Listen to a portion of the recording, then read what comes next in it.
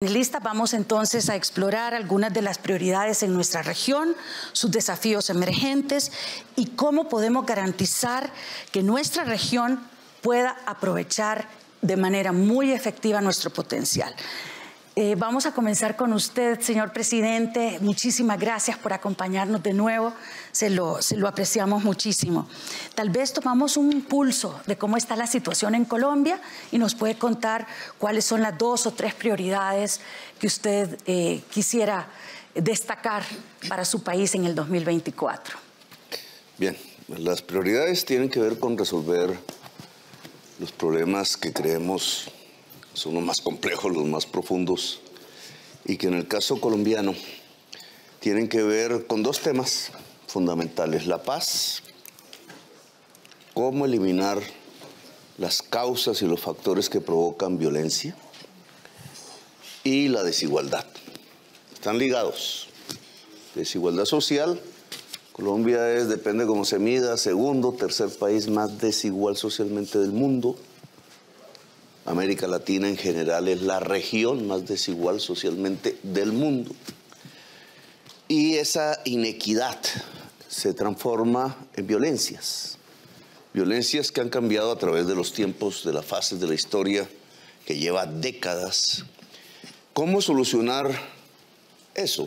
Pues no se puede hacer solo en este año, es un proceso largo por la complejidad, pero queremos concretar en este año poner al país sobre unos rieles de pacificación y por tanto de equidad que puedan ser irreversibles. Por tanto, la paz tiene una contraparte, la violencia, y la desigualdad social tiene otra contraparte, la inequidad territorial. Y este es un tema clave. Colombia es un país que se fragmenta territorialmente, regiones muy diversas unas de otras, y parte de ese territorio, de esas regiones, son regiones excluidas desde hace siglos. Incluso, si me lo permiten, es la marca, la herencia que deja la esclavitud, un modo de producción que en América toda pervivió hasta muy entrado el siglo XIX. Si yo cojo el tema de la violencia y lo articulo con el tema de la inequidad territorial, me da otra pareja de términos coherentemente con ellas que me parecen claves para el momento. La violencia está ligada a la economía ilícita en esta fase de la violencia en Colombia. Economía ilícita en territorios excluidos. Aquí es donde se liga la desigualdad territorial con la violencia o con la posibilidad de la paz. La economía ilícita es el producto, entre otras, en grandes rasgos, de una economía antidrogas, de una política antidrogas mundial, pero derivada de los Estados Unidos, que ha fracasado rotundamente. Y eso ha llevado a buena parte de la región latinoamericana a una crisis en la coherencia misma de su sociedad y de su democracia. Hay 1 millón de muertos, asesinados a través de 50 años de una política equivocada alrededor de las drogas. Y entonces, si yo quiero paz, tengo que superar de alguna manera la inequidad territorial, y eso me lleva a transformar economías ilícitas en el territorio por economías lícitas. Como sé que no tengo tiempo, entonces esa transformación me parece que es la clave en este año. Durante 2 siglos no ha sido posible la transformación del territorio colombiano excluido hacia regiones con prosperidad. Dejaría solo, y finalizo con eso, mencionando el caso del litoral pacífico. El litoral pacífico colombiano, primero, es la región a donde llegan los esclavos libertos, que se liberan a sí mismos, mayoritariamente negro. Es el único litoral de toda la olla del Pacífico mundial pobre, extremadamente pobre, precisamente porque al ubicarse la herencia, la esclavitud allí, las élites de gobierno colombianas blancas y centralizadas en Bogotá nunca miraron la región. Esa región hoy es la zona cocainera más grande del mundo. De ahí sale la mayor parte de la economía que consume el mundo y es la zona más pobre de Colombia. He ahí el reto de la transformación. Si China, si Japón, al otro lado, donde no hay una separación de una sola montaña, o California o Alaska, decidieran ayudar realmente, podríamos sacar esa región del Pacífico de su olla de pobreza hacia economías prósperas, no más cruzando el mar, y tendríamos una posibilidad de superación de la violencia. Dejo ahí. Gracias, presidente. Bueno, precisamente el Perú está presidiendo la APEC este año. Creo que esa va a ser una buena oportunidad para recalibrar las relaciones entre el Pacífico, entre la zona del Pacífico sí, hay más democracia. y América Latina. Presidente, usted está llegando de Guatemala y el respaldo internacional que brindó el presidente y otras personalidades que se encontraban allá fue muy decisivo en asegurar, en acompañar esa transición democrática en Guatemala. ¿Cuál es la importancia de ese respaldo internacional para garantizar más institucionalidad y para asegurar que se consoliden estos procesos democráticos en nuestra región? La historia de Guatemala y su realidad contemporánea es muy parecida a la de Colombia, por desigualdad social, por la fragmentación racial de la sociedad, el racismo, por los niveles de violencia que se han alcanzado, porque tuvo una insurgencia, una lucha revolucionaria larga en el tiempo, igual que en Colombia, porque hubo un proceso de paz, porque el proceso de paz se incumplió allá en Colombia por parte del Estado, porque hay una fiscalía que decidió destruir los cimientos mismos del voto popular y del mandato popular, porque el Estado se fragmentó, uno tratando de mantener una especie de criminalidad en el poder, que es la nueva realidad de la violencia en América, la captura del poder político por parte de la organización criminal, porque hay otra parte de la sociedad que obviamente y del Estado que no quiere eso y que quiere profundizar la democracia. Por todas esas razones, el triunfo electoral del presidente Arévalo y el cuestionamiento que al interior de Guatemala se le hizo, por solo poner un ejemplo, mi ministro de Defensa no puede entrar a Guatemala porque lo ponen preso, porque él, el doctor Velázquez, fue el que dirigió la Comisión Independiente Judicial de Investigación de la Corrupción en Guatemala. Y entonces todas estas razones que equiparan mucho a Colombia con Guatemala me llevó a pensar, primero, que la defensa de la democracia en Guatemala es también la defensa de la democracia en Colombia y en América Latina, y que por tanto había que emplearse a fondo. Fue un momento muy crítico, como todos ya sabemos, ¿no? Cambió, incluso casi no puedo venir aquí. Sí. Pero creo que hasta ahora ha salido bien.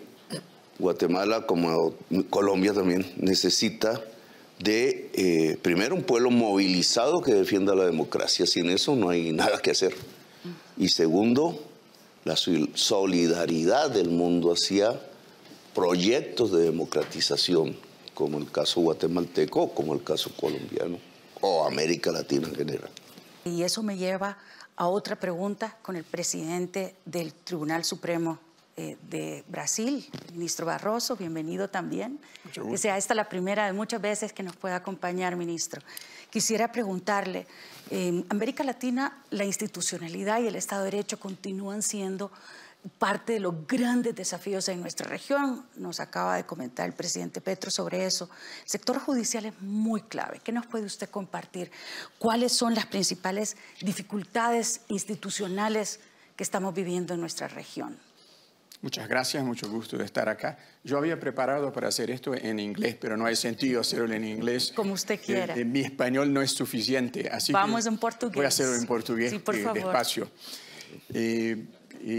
A verdade é que a América Latina tem uma herança colonial que tem um passado de escravização, de um modo inadequado de ocupação territorial, que deixou um grande legado, eu penso, de pobreza e de desigualdade. Portanto, há alguns fatores crônicos que sempre dificultaram a institucionalidade na América.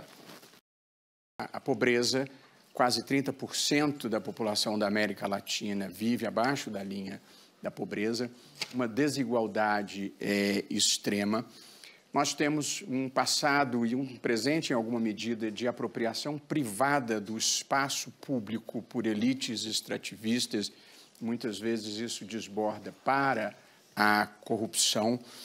Nós temos um problema crônico educacional. A América Latina não investiu o suficiente em educação, sobretudo em educação básica, e acho que foi isso que nos atrasou na história. Há um baixo crescimento econômico que dificulta a geração de riquezas para uma melhor distribuição dessas riquezas, um pouco em razão de injustiças na ordem internacional, mas também por muitas circunstâncias internas. E acho que mais recentemente tem se agravado um problema, que é o problema da segurança pública e da violência. E eu acho que nós precisamos incluir essa preocupação na agenda, inclusive na agenda progressista. O pensamento progressista sempre negligenciou, em alguma medida, a questão da segurança pública, atribuindo-a tão somente à pobreza e à desigualdade, o que é um fato, mas pobre também precisa de segurança pública e nós nos atrasamos. Para não ficar apenas nos aspectos negativos, eu acho que o continente latino-americano hoje oferece potencialidades muito importantes para o mundo e eu gostaria de não ficar apenas num toque desconstrutivo. Eu acho que hoje a América Latina pode e deve assumir o papel de grande liderança ambiental global, porque nós temos a biodiversidade, nós temos a maior quantidade de água potável do mundo e temos a Amazônia, que é o maior armazenador de carbono do mundo, que presta grande contribuição para a mitigação do aquecimento global. Nós temos, apesar de um ou outro susto, uma convivência pacífica entre os países com fronteiras bem demarcadas. Apesar de todas as dificuldades institucionais, a democracia tem prevalecido. México, Colômbia, Argentina, Chile conseguiram preservar a sua institucionalidade democrática, apesar de muitas dificuldades. Nós não temos conflitos religiosos relevantes e somos uma sociedade multicultural, multirracial, com todas as perspectivas que isso oferece para o mundo. De modo que, sem negligenciar os problemas crônicos que nos afetam e que precisam ser enfrentados, eu acho que a América Latina oferece grandes potencialidades para o mundo que podem ser bem exploradas, Marisol, se nós encontrarmos os caminhos certos. Obrigada, ministro. Você comentou sobre o tema de inseguridade. Quisiera también reconocer la participación de la canciller Sommerfeld, que representa al presidente Daniel Noboa. Lamentablemente no nos pudo acompañar por las circunstancias que se viven en el Ecuador. ¿Cuál es su mensaje, canciller? ¿Cómo está la situación en su país? ¿Y qué nos quiere comentar en este espacio internacional? Bueno, primero, muchas gracias por la invitación. A nombre del señor presidente Noboa, envía un caluroso saludo y lamenta no poder estar el día de hoy acá. Sin embargo, nos ha mandado a parte del gabinete a representarlo en este foro. Por supuesto, todas mujeres. Es el primer gabinete que tiene paridad de género y es donde ya se ven las diferencias del presidente. Lo que escucho no es algo diferente a lo que se vive el día de hoy en el Ecuador. Sin embargo, quiero comentar un poco cuál es la perspectiva, el escenario bajo el cual el Ecuador se está desarrollando en este momento. La realidad es que solamente 7 de cada 10 ecuatorianos tienen un empleo pleno. El presidente dice que cerca de 250,000 estudiantes jóvenes se gradúan del colegio cada año y no tienen ocupación. Cuando decimos no tiene ocupación es no tiene empleo y tampoco tiene trabajo. No hay ninguna oportunidad ni de empleo ni de trabajo. Tenemos bastantes problemas de inmigración. Cerca de 500,000 ciudadanos venezolanos están radicados ya en el Ecuador. Somos un país que tiene inmigración de tránsito y también tenemos una gran cantidad de inmigrantes o migrantes ecuatorianos hacia el exterior por falta de oportunidades en el Ecuador. Pero ya no solamente falta de oportunidades en el trabajo o de estudios, sino también por inseguridad.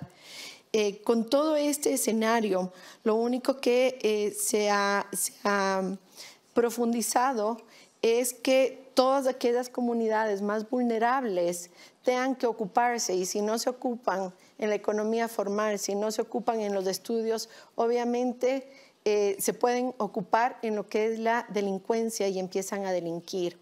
Esto ha debilitado muchísimo porque el nivel de delincuencia ha escalado tremendamente, profundamente, hacia todos los actores de esferas, instituciones, privados, públicos en el Ecuador, y ha debilitado bastante todas las instituciones que tienen que ver con seguridad y con el sistema de justicia jurídico. ¿Qué ha hecho que el país llegue a un punto donde el control lo está tomando la delincuencia, el crimen organizado? Porque ya no lo llamamos delincuencia y ya voy a llegar a ese punto. Estos grupos organizados, violentos, amedrentando a la ciudadanía, han hecho que muchos negocios tengan que cerrar. Se estima que en el 2022 40,000 empresas tuvieron que cerrar en el Ecuador. Parte por falta de mercado, parte por costos caros de producción, de financiamiento, por muchos problemas, pero también parte porque teníamos las llamadas vacunas. Y las vacunas quiere decir que cada local donde estaba contaminadas las zonas en el Ecuador con esta delincuencia organizada o este crimen organizado, tenían que pagar para permanecer activos. Si no pagaban, o les mataban o simplemente hacían daño a sus negocios. Y llegó en un punto que estas pequeñas tiendas, las microempresas, las empresas pequeñas, no pudieron funcionar porque no podían pagar las famosas vacunas. Y fue institucionalizado y tuvieron que cerrar. Cuando nos ponemos a pensar, el primer generador de trabajo es la pequeña, la mediana, la microempresa. Si estamos afectando a la base productiva, ¿qué esperamos de un país? ¿Qué esperamos de la economía? ¿Qué esperamos de la sociedad? Obviamente que cada día más gente se sume a este crimen organizado. En el mes de diciembre, y para terminar la idea que estoy comentando, no solamente afecta a los negocios, sino que también afecta a la población civil. Difícil salir y caminar tranquilo si no se sabe si va a llegar lastimado, si va a llegar de regreso, si llegará con todas sus pertenencias, si algo va a suceder. Y se llegó a paralizar al país por el miedo y por la falta de oportunidad.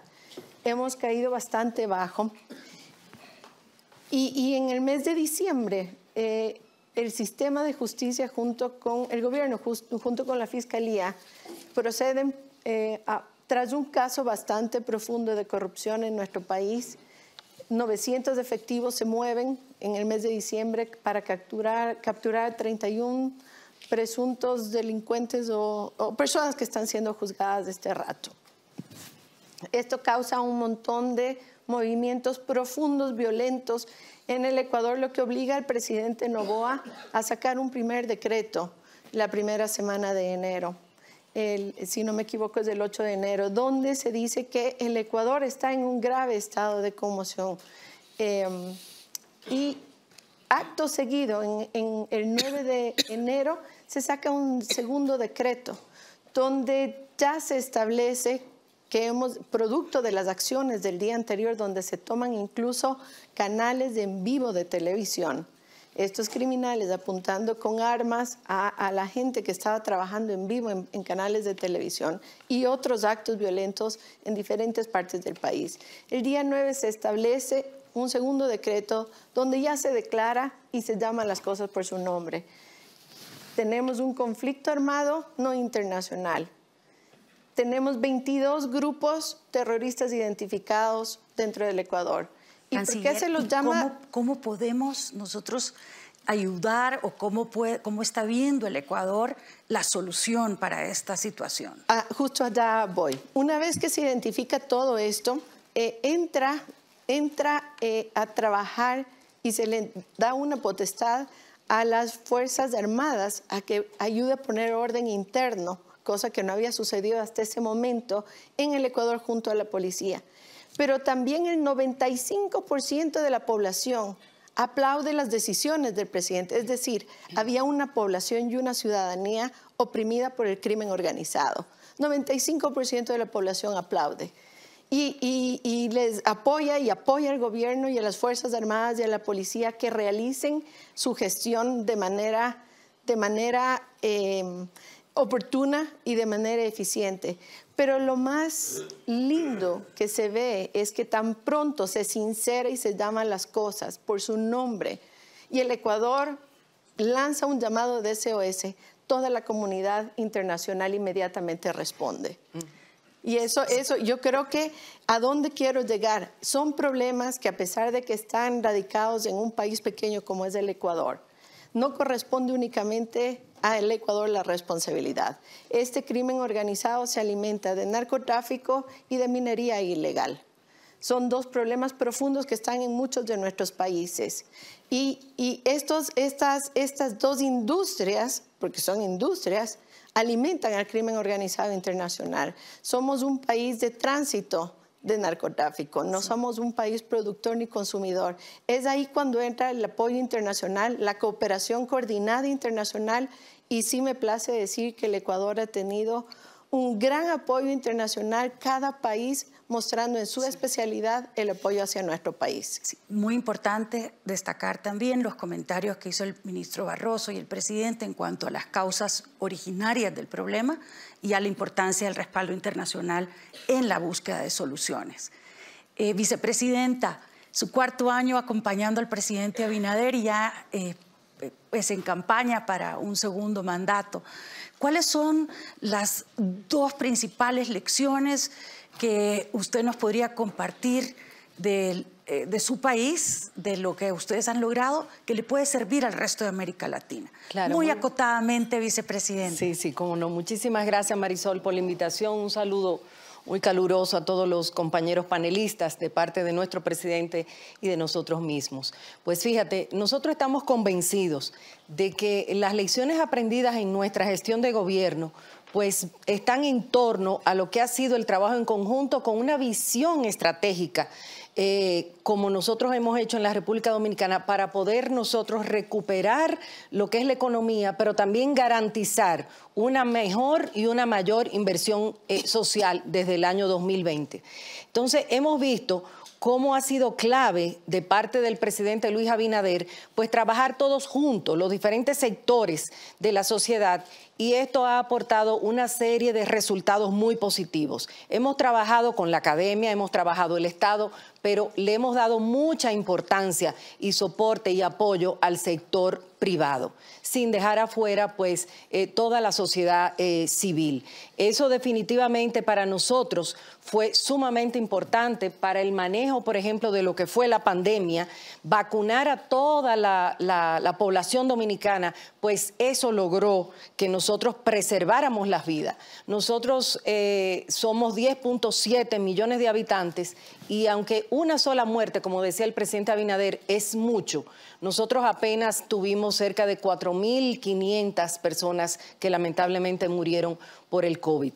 Entonces, al mismo tiempo de esa gran vacunación, nosotros trabajar paralelamente, mientras él me delegó todo lo que fue la parte del manejo de la pandemia, él se dedicó a lo que era la reactivación de la economía y abrir el país al turismo. Prácticamente nosotros no cerramos el turismo y eso fue una de las mejores decisiones, porque hoy en día nosotros podemos exhibir ese modelo de colaboración entre el Estado, el sector privado, las academias y la sociedad civil. Y en cuanto al turismo, nosotros rompimos récord el año pasado con la llegada de 10 millones de visitantes a la República Dominicana. Pero hay que hacer énfasis en algo, como lección aprendida, no solamente de nosotros como República Dominicana, sino de todos nuestros países hermanos. Tenemos nosotros que garantizar la institucionalidad de nuestros países y también seguir fortaleciendo la democracia. Y no hay magia. la única magia es seguir trabajando desde los gobiernos de una manera transparente, de atacar lo que es la corrupción, que definitivamente ya las sociedades no aguantan más esa corrupción que se traduce en una mala calidad de vida de todos los habitantes en nuestros países. Entonces, trabajar como lo ha hecho el presidente Abinader, pues luchando contra la corrupción, luchando contra el lavado de activos y luchando también contra esa gran guerra que nosotros le hemos pues hecho contra lo que es también el narcotráfico. Todo eso nosotros lo traducimos a través entonces de una serie de acciones específicas y de políticas públicas que van a mejorar lo que ha sido la calidad de vida de todos los dominicanos y todas las dominicanas. De esa manera nosotros fortalecemos esa institucionalidad y sobre todo seguir trabajando para seguir influyendo en esas políticas transparentes, pero también en esas políticas justas. Promover la empresa, apoyar lo que es el emprendimiento, sobre todo el emprendimiento para las mujeres, el emprendimiento para los jóvenes. La formación es esencial para nosotros dar ese brinco hacia lo que es el desarrollo y el progreso. Y sobre todo... Y el tema de la innovación. El tema de la innovación, exactamente. Nosotros esa transferencia tecnológica necesitamos, por supuesto, por eso estamos participando una vez más aquí en este importante foro. Si nos da la oportunidad por el tiempo, claro, voy a regresar con una pregunta para que acotadamente también nos pueda contar sobre la importancia de la innovación. Perfecto. Pero me gustaría pasar también con el presidente del Banco Interamericano de Desarrollo, no para tener un diagnóstico de la región, sino qué puntualmente podemos hacer para evitar una nueva década perdida, como muchos creen. Y aquí todos estamos apostando a que no va a ser así, presidente. ¿Qué debemos hacer? Bueno, yo pienso... Muchas gracias por la oportunidad, es un placer estar acá. Yo pienso que estamos al revés. Estamos delante de una oportunidad única. Creo que América Latina tiene el potencial de estar en un punto de inflexión. Porque por la primera vez yo creo que tenemos una relación simétrica con el mundo. América Latina y el Caribe siempre necesitó del mundo, pero ahora creo que el mundo necesita bastante de América Latina y el Caribe. América Latina y el Caribe son parte de la solución. Y le puedo dar ejemplos. La energía limpia, como estamos hablando, Marco sabe muy bien. La producción de alimentos para el mundo. La Amazonia o otros biomas, o la esponja, como dice el presidente Petro, son soluciones del mundo. Pero ¿cómo vamos a aprovechar? ¿Cuáles son los retos para que aprovechemos esta oportunidad? Y yo creo que hay dos áreas importantes. Primero, tenemos que tener la capacidad de absorber las inversiones y tener la estabilidad para que tengamos esta oportunidad. Y en eso las relaciones institucionales son muy importantes, como dijo el presidente Barroso. Y, como varios de ustedes hablaron, la seguridad ahora del crimen es muy importante. Con una inseguridad física y con las gangs y con todo, va a ser difícil aprovechar. Eso es un lado. Y terminando, el segundo punto. Ya tuvimos periodos de crecimiento de 10 años, de 2003 a 2013. Pero eso no se reflejó en aumento de productividad. Entonces, una vez que viene esta dimensión, tenemos que aprovechar en educación, en tener los gastos en skilling, en trabajar la innovación. Entonces, cómo aprovechar la inversión, cómo dar la estabilidad, y una vez que viene, cómo generar esto en productividad e innovación. Gracias, presidente. Una pregunta muy cortita. La integración de nuestra región, de América Latina y el Caribe. ¿Cuáles son, en su opinión, las áreas que tienen un potencial para que podamos realmente avanzar en una integración que sea muy efectiva, muy práctica? Son los puntos donde vemos puentes o donde vemos consensos. El BID trabaja donde se puede llegar juntos, a donde se ve una voluntad política y se puede trabajar. Le voy a dar 2 o 3 ejemplos muy rápidos. Sí, presidente. Amazonia para siempre, el programa que estamos haciendo, y vimos varias cosas acá. Sí. O sea, el presidente Petro está acá, otros países, con Ecuador también. Tuvimos el provecho de que vimos una voluntad política y creo que tenemos una oportunidad única de varios actores jugando juntos. Eso me parece que tiene su dinámica. Número 2, por ejemplo, en Mercosur están hablando de integración física y digital.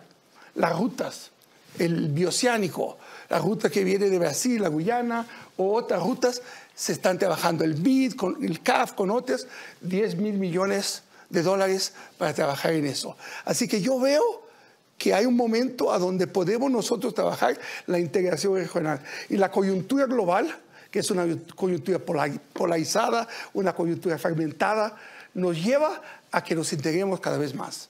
Gracias, presidente. Una visión regional muy esperanzadora y yo espero que se pueda cumplir. Quisiera preguntarle a Marco Bulgeroni sobre el rol del sector privado, que ya fue mencionado como uno de los facilitadores de productividad y de empleo.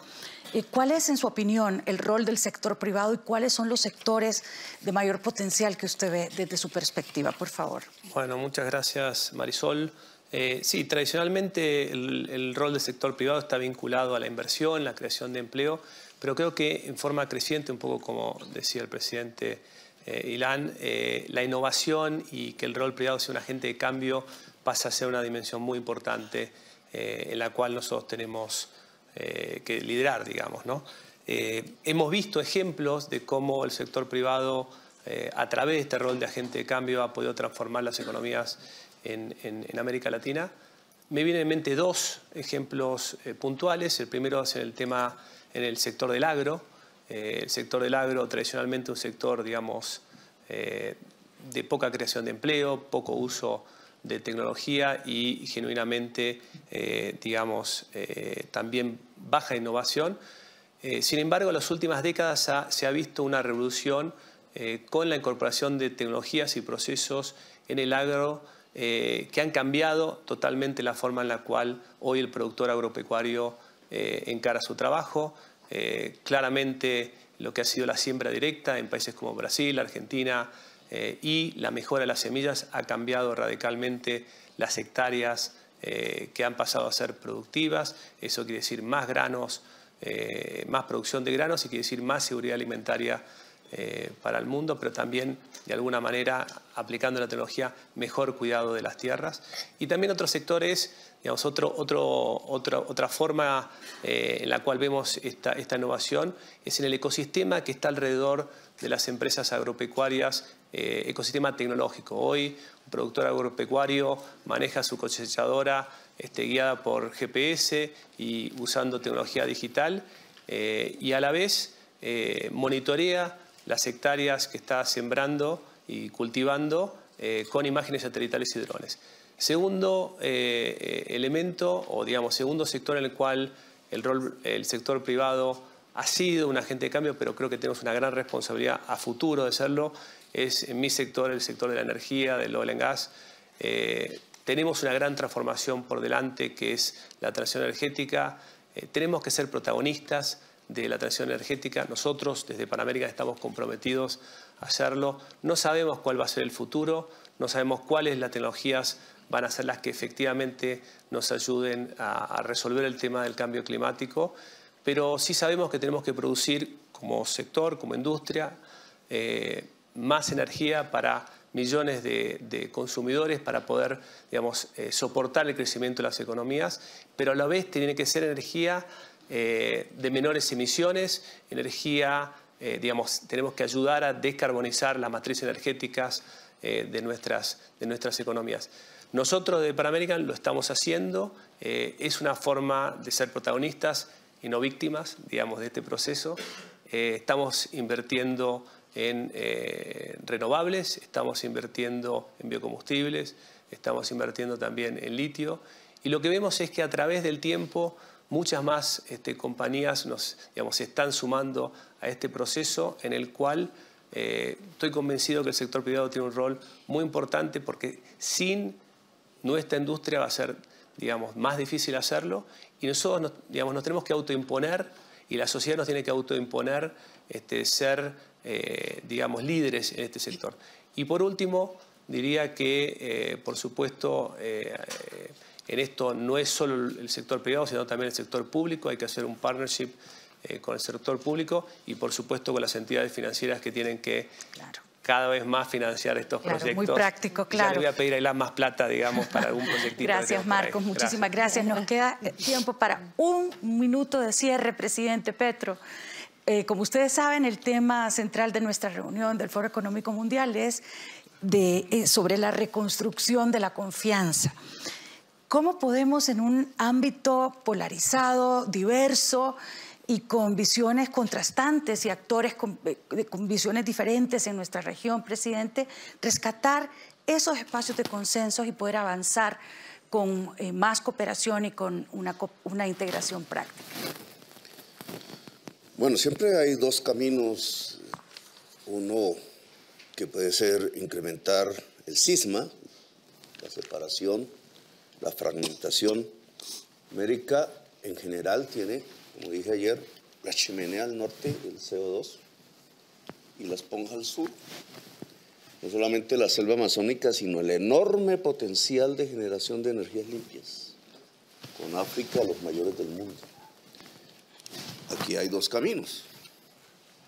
O seguimos en esa paradoja y separamos cada vez más un norte cada vez más contaminante, cada vez con mayores niveles de destrucción social y democrática, y un sur que se queda con sus potencialidades sin desarrollarlas, empobrecida y entregado esa América del Sur a una violencia que cada vez más es una articulación entre banda criminal y poder político.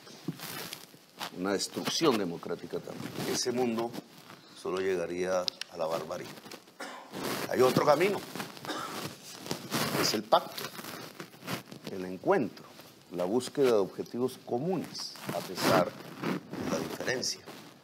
Ese camino junta la chimenea con la esponja y elimina la chimenea en pos de la vida del planeta.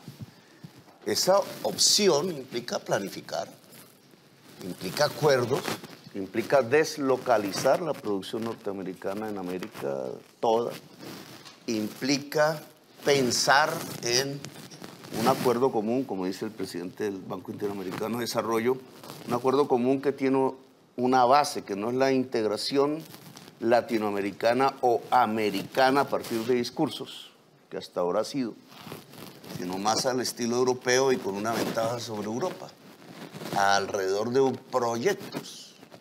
La ventaja es que Europa lo hizo sobre el carbón, nosotros tenemos que hacerlo sobre la energía limpia.